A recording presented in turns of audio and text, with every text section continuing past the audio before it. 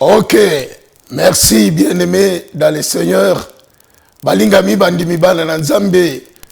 Bazingolu ya kozali boso etando. Na pourquoi lelo pote bolanda émission na biso le royaume de Dieu d'abord. Totombeli bino boyo ki bolamo. Tikete ngolo mawa. Pe boboto ya mokonzi na biso Yesu Kristo.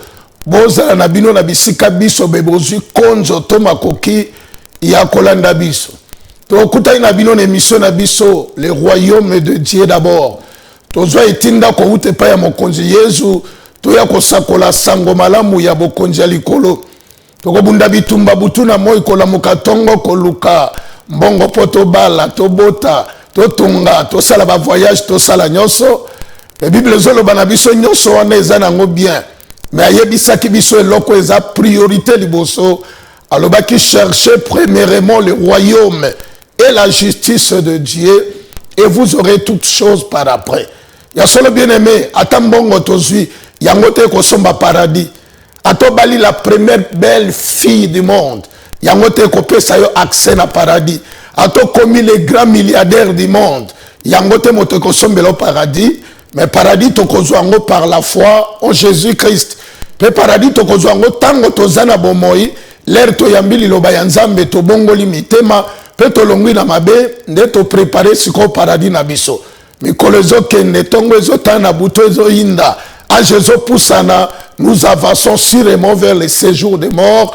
Les rendez-vous de tous les vivants. Mais vous devez savoir qu'après la mort, il n'y a pas la repentance. Vous devez vous repentir tant que vous êtes encore vivant. Et c'est pour cette raison la Bible dit, voici le temps convenable à chercher l'éternel. Ngana sambeli. Mosatu nzambe na bikolo, mokonzi na mapinga. Opesi ndingisana za netando pote na sakola. Ilobana yo, bomoto na ngai te tombo maliboso ya bato. Mais molimo elata ki ba prophète pe ba toma na tango ya kala. Elata ngai afe konga na koloba nzambe etonga boyambi ya bato na yo. Et poussa batono pembe na bokonzi na yo poto loba ki nyonso ekoleka kasi liloba na yo ekoleka te ngai naza moto lokola bango mais makomi na lingina tanga Bible lobi c'est poussé par ton esprit que les hommes ont parlé de ta part tika molimo ekomaki makomi oyo na nzela ya ba prophète pe ya batoma elata ngai afe konga na kosakola pesa bomoi na kombo na Yesu Kristo baso tolobi amen amen amen tika kolonzambe a pambola yo et pas une sozouane. Tozo koba na malakisi na biso parce que moi de la femme, moi oeza dédié na ba maman, to linga kite to silisa moi yango bongo sanke to pesa teme moko ezala elendi selipo na ba maman na biso yango to zala côté ya lité ya oyo à qui est cette jeune femme? Oeza motuna papa na biso Boaz atunaki na chef ya ba moissonneur na ye tango yaki ko visiter bilanga na ye akutaki jeune fille moko ya Moabite azo travailler durement azalaki impressionné na lolenge ya kosala na ye nde abengaki chef ya ba moissonneur atuni ye à qui est cette jeune femme. Tomekai ko développer qui avait posé cette question, c'était Boaz.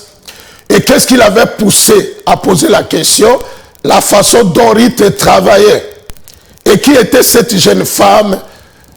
La femme là, c'était Ruth, une Moabite. Oyayakina Naomi, Kouta Namboka Moab. Toyekola ki lisusu l'attachement de Ruth à Naomi. Toyeki kokota pe na mozindo, la récompense de s'attacher à quelqu'un qui a Dieu. Et là, on est tolingi to sakola na poko alelo. Attachement ya moto yo.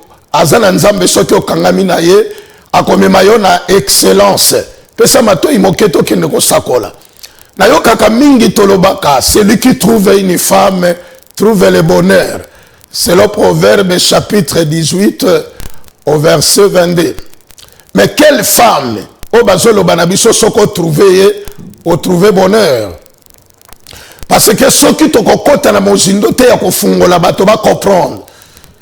Moi si aza bonheur était mais moi c'est aza charge. Moi c'est aza mokumba, aza kilo. Moi c'est akokoma bonheur, il faut aza la qualité o ekomaka epesa Yesu ko aza la bonheur.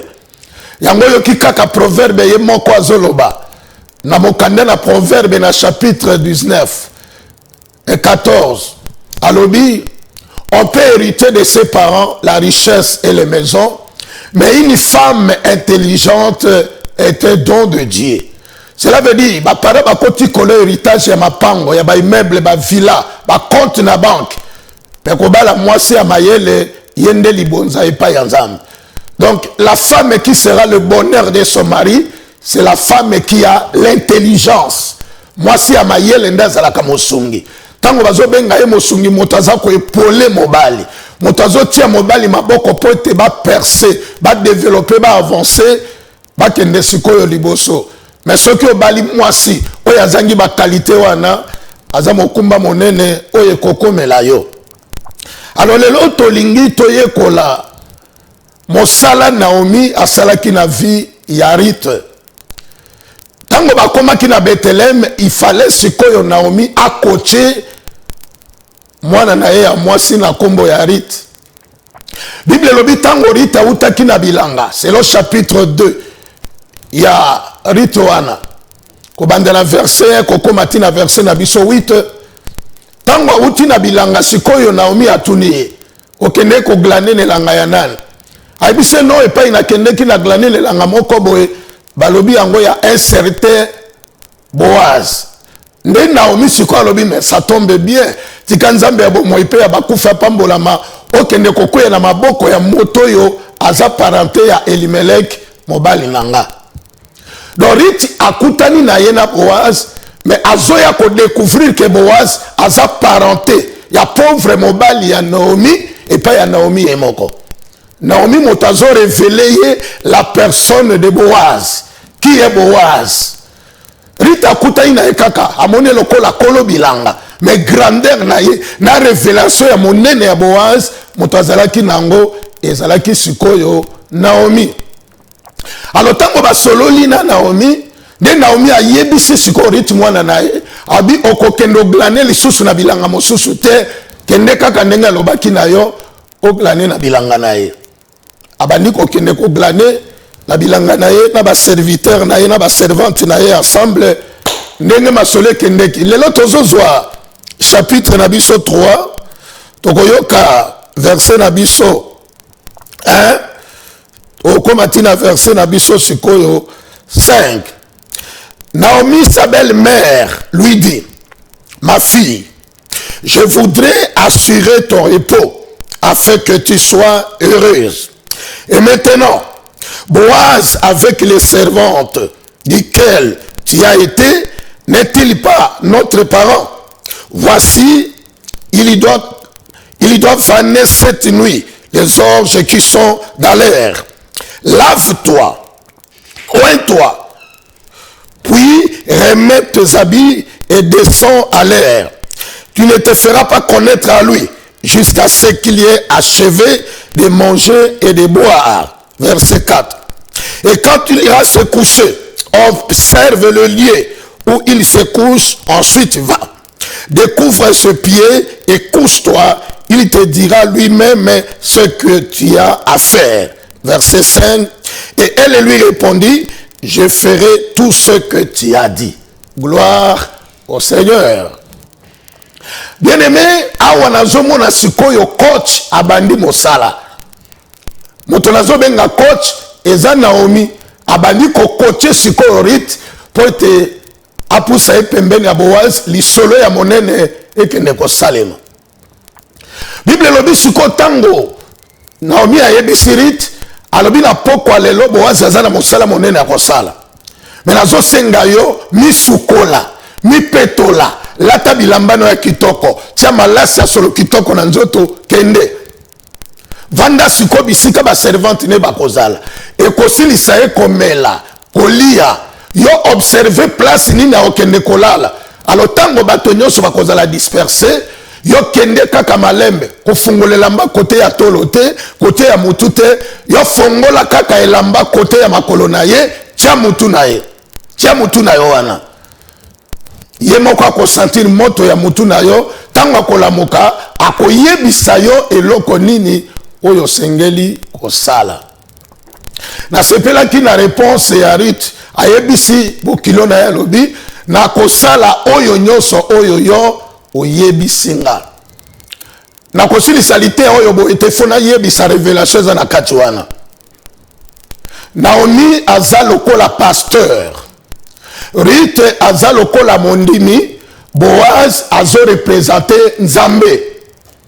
Un véritable pasteur, rôle na ye zali koyeba ko enseigner mondimi pote atindika ye kote ya kokende kokutana na Nzambe. Mais likamba kokamwa lelo na eklese ya mboka na ngai ba prétenda basali ya Nzambe belé tozo préparer bandimi pona rencontre ya Christ ete. To memi bandimi siko na perdiction. Bandimi to memi bango na lipengwa.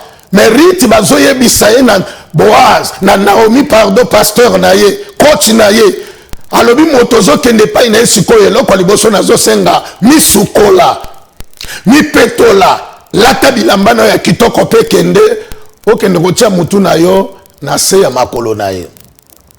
Un véritable homme de Dieu soki okutani na ye akoyebisa que pour s'approcher de Dieu tu dois te purifier, te sanctifier, quitter le mal afin que o apparaître juste devant Nzambe parce que Nzambe ozo poussa na pembeni na ye babenga kaye Nzambe mosantu.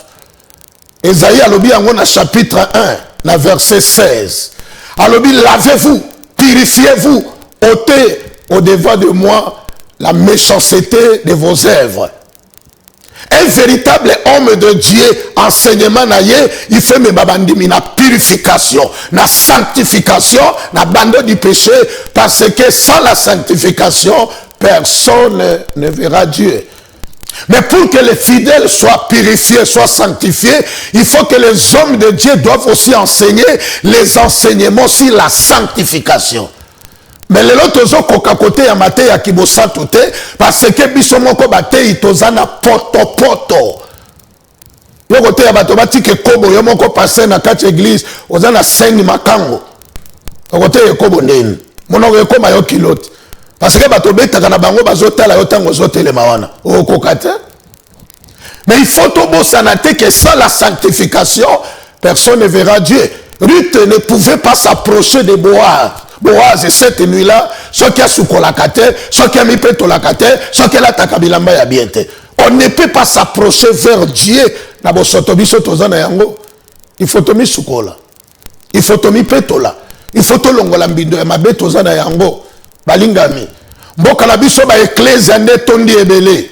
Mboka na biso ba chaîne ya radio na ba télévision makambo ya Nzambe tondi ebele. Mboka na biso ba kombo ya basali ya Nzambe nde baza ebele.